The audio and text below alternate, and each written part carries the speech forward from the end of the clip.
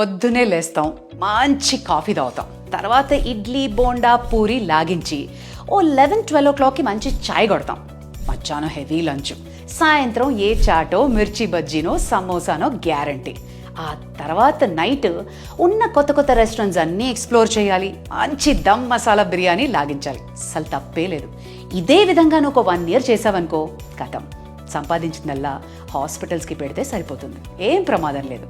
ఇలా చేసినట్టయితే ఆ భగవంతుడు కూడా నీ ఆరోగ్యాన్ని కాపాడలేడు.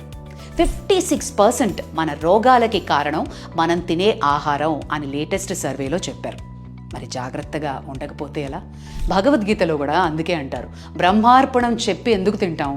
మనం తినే ఆహారం మన బాడీకి ఒక డివైన్ ఫుడ్లా ఉండాలి, మన సోల్ని, మన స్పిరిట్ని ఎన్హాన్స్ చేసే విధంగా ఉండాలి. అంతేగాని ఇష్టం వచ్చినట్టు ఏది పడితే అది తినేసామనుకో, కడుపులో చిల్లులు పడుతున్నాయి.